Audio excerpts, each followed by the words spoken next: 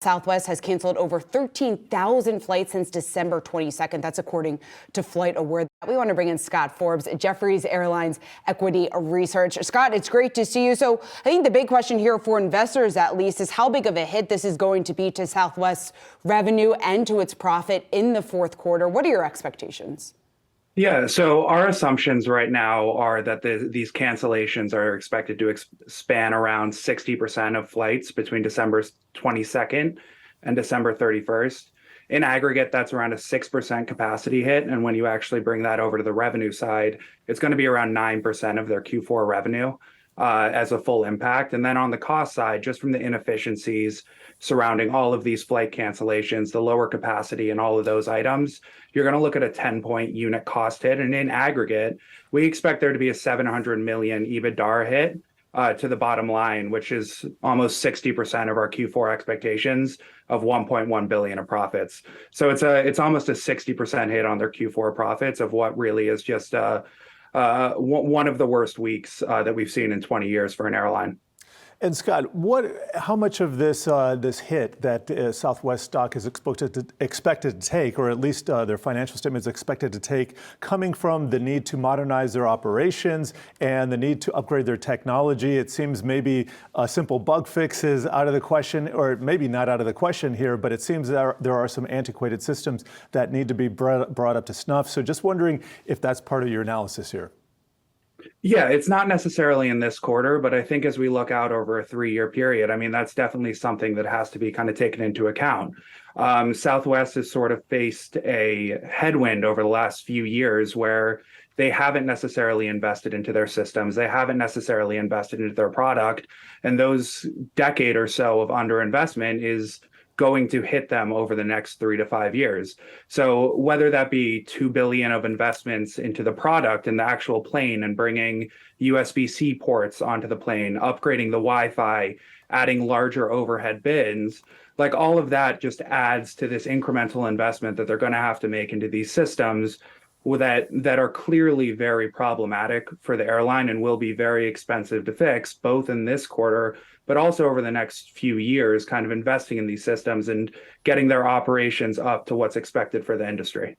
And Scott, we heard that from Southwest CEO Bob Jordan. He was responding to some of the backlash to these cancellations. I want to play a quick soundbite for what he had to say. The tools we use to recover from disruption serve us well 99% of the time.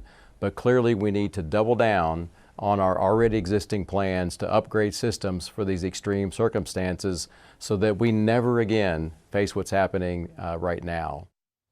So Scott, Southwest CEO, clearly seeing the need for investment. But my question to you is just the reputational damage from this in terms of future demand, what that potentially looks like for Southwest. I guess, how long do you see this backlash really affecting the airline? I mean, it's substantial, and it's something that could really affect customer demand for the next year. I mean, Southwest was out over the past year talking about extending flight credits and how much goodwill that was really giving to them across the airline. Instead, now you're facing a reputational damage that's coming from one of the worst airline incidents over the last 20 years. So it's substantial, and it's something that will likely affect profitability and demand over the next 1 to 2 years, if that. And Scott, Southwest is known for its fleet of 737s, and according to your notes, they're going to take delivery of 312 aircraft between 2023 and 2025. How does this affect their operations? Yeah, so that'll actually be fairly positive for the operations. It'll allow them to move to the MAX, which is 20% more fuel efficient per seat, offers more seats per plane. So there's substantial benefit coming from that and the cost benefits that come with that as well. The issue is that those 312 aircraft, you're going to spend incremental CapEx on them throughout the next 3 years. So those 312 aircraft, you're looking at $14 billion of CapEx.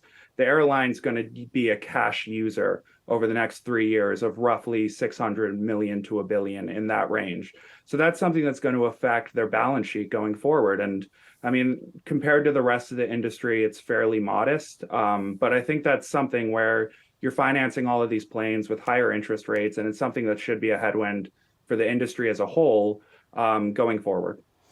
And Scott, as we wrap this up here, just the meltdown that this has caused, obviously it has triggered some questions, a lot of, I guess, Questions is the best way to put it from policymakers. Biden administration criticizing what Southwest has done over the last several days. When you take a look at the regulatory risk or maybe government involvement down the road, how does that look? How are you looking at that just from an analyst perspective and what that overhang could mean, not only for Southwest, but the entire industry?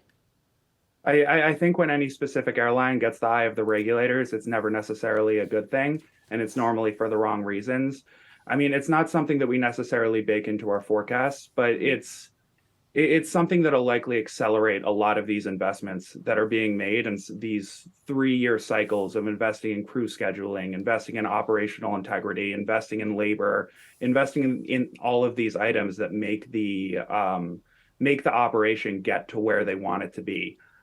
So that's the major item, and that'll be a headwind to profitability over the next 3 years. Scott Forbes, great to have you. Thanks so much for breaking down the risk here for Southwest going forward.